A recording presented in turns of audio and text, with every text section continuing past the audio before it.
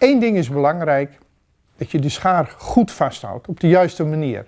Als je de schaar vasthoudt met duim en wijsvinger, dan juist valt het op dat zo'n schaar op een gegeven moment omhoog kruipt, dat hij hier gaat knellen en dat hij geen stuur heeft.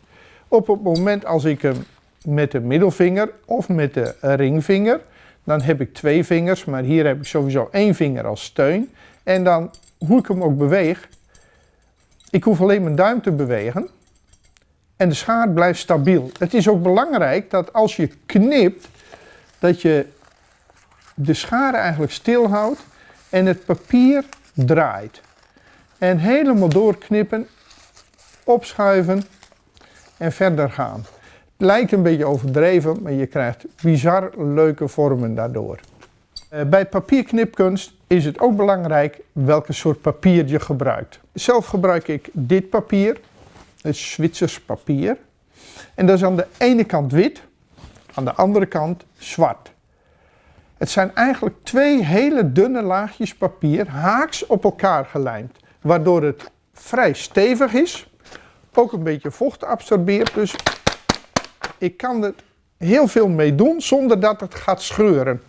En als ik dan knip, dan is het fantastisch, want dit is een mat zwart. En dat geeft een bijzonder effect als het knipwerk klaar is. Voor een mesje moet je alleen zorgen dat er een goede ondergrond is, want dat kun je niet zo op de tafel doen. En als je dan een aantal lijnen bijvoorbeeld getekend hebt die je uit wil knippen, dan gebruik je zo'n mesje, want dan volg je gewoon de lijntjes. En dan houd je het papier stil en ga je met een mesje dus langs de lijntjes. En één belangrijke les hierbij is dat je wel genoeg kracht moet zetten, want als je dat niet doet en je komt maar door de helft van het papier heen en je wil er dan het stukje uittrekken, ja, dan scheurt dat natuurlijk weg.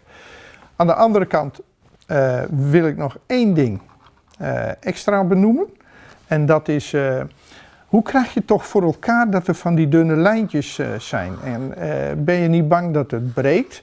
Nou, het mooiste is, zo'n lijntje is pas dun als je met de schaar er voorbij bent. U ziet hier het begin van iets wat ik getekend heb en wat ik ga uitsnijden of knippen. En nu ga ik met de schaar verder en het is nu nog geen dun lijntje. Nu ben ik al een stuk verder, nu is het een dun lijntje, maar ik kan er niks aan beschadigen, want ik ben al met mijn schaar voorbij. En het is de vrees van mensen van ja, maar als ik mijn verkeerde beweging maak, dan breekt het lijntje. Nou, hoeft er niet bang voor te zijn. En die vrees is ongegrond, want het is inderdaad, het kan niet stuk gaan als je nog niet aan toe bent met je schaar. Het kan alleen stuk gaan als je dus uit angst al zenuwachtige bewegingen gaat maken met je hand en daardoor dus de lijn knapt die er ontstaan is. Dus maar je kunt makkelijk dunne lijntjes knippen. Het is ook een kwestie van oefening en van durven. Vergelijk het met over een balk lopen. Als hij op de grond ligt, kan iedereen er overheen hinkelen. En als hij tussen 2 tafels ligt, valt iedereen eraf.